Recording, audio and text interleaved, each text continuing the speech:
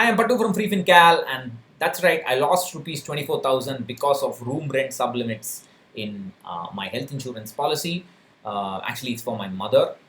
Yesterday, I talked about how health insurance is one of the most difficult decisions to make in personal finance, and there are problems whether you go with public sector undertaking health insurers, problems such as this, or if you go to private sector, private policy, if you take private policies, there are problems with higher expense and they permanently exclude certain conditions or they don't give you the cover at all. So whether you go this side or that side, there's always a problem. And in this video, I want to show you a working example of how the room rent sublimit works. So what is this sublimit? So essentially, if let's say I have a cover of 5 lakhs, health insurance of 5 lakhs. Then if I get hospitalized, a policy with a room rent clause will pay the full medical expense only if I get admitted to a room in the hospital that has a daily rent of a maximum of 1% of the sum insured, that is 5,000 for 5 lakhs or less. And the ICU daily rent should be 10,000, the 2% of the sum insured or less. Only then they will do it. If you opt for a more expensive room, or if the ICU in that hospital is more expensive than that 2%, then the following charges that you see here, the list of all these charges here, will get proportionally deducted depending on the room rent that you take and the ICU rent that you ICU rent in that hospital. I'll give you the worked out example. So in my case, my mother had a surgery in December 2018. It was a reimbursement claim because that hospital did not cover cashless, and so my mother has a 5.5 lakh cover from United India. So she was eligible for a room rent of 5,500 rupees a day. That was the actual room rent in that hospital for her. Even then, they had put a clause saying for the particular condition for which my mother got admitted, the maximum capping is 5,000 a day. Such a clause does not exist in the policy, and I'm fighting this out with the insurer and the third party agency. But still, they applied it, and I'm going to show you the exact claim settlement document. And this is essentially an example of how room rent sublimit clauses will work.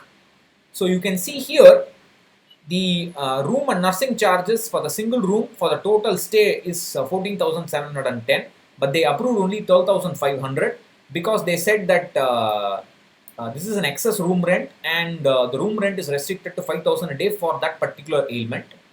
And then you can see here the surgeon fee requested is 29,300, but given is only 24,898. Room rent linked deductions because of the above reason. Consultation fee is 2,000, given only 1,700, again because of the above reasons. Medicines, they had given all the medicines, 5,673, everything was given. And you can see here, some of them, this is medicines and consumables.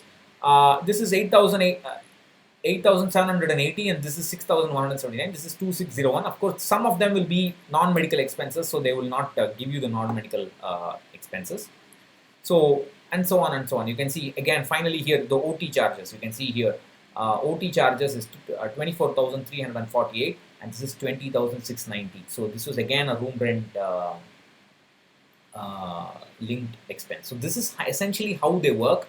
The room and the nursing charges, the professional fees, and the OT charges, all of them are linked to the room rent. So if you choose, in this case, because they claim that I had opted for a 5,500 a day rent instead of 5,000 a day rent for that particular ailment, although no such wordings exist in the policy, that's a different matter. But as an illustration of how this clause works, you can see that the nursing charges, the professional fees, and also the OT data. I don't understand why OT charges should be linked to the room rent. It's absolutely illogical, but that's how hospitals also operate. Hospitals also charge different doctor fees and different OT charges depending on the room in which the patient is staying in. So unfortunately, that's how they have done it, and I've lost about 24,000. A little bit less probably because of non-medical expenses, which I did not see. That's not linked to the. Some of them are non-medical expenses. That is, some cosmetic things associated with the consumables. Many of the consumables will be non-medical, and any no health insurance will provide them anyway. So it's not exactly 24,000. It's probably a little bit less. When I wrote the post, I probably didn't. This escaped my notice. But anyway, but that's how it works. So this is the problem with the policy with home rent, and you can read the full post.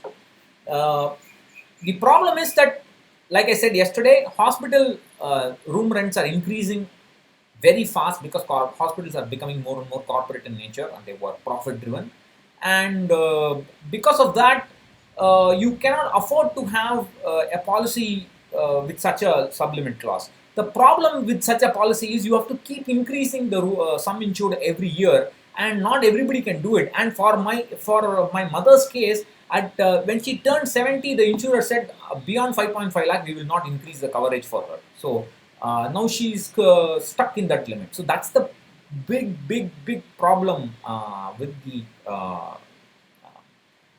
room rent sublimits. So that's what I wanted to say in this video. Please check out all the other videos related to health insurance, and also the full link in the description box. So I'll catch you in another video. Of course, the Q&A is coming up. If you have any questions for the Q&A, please leave them below.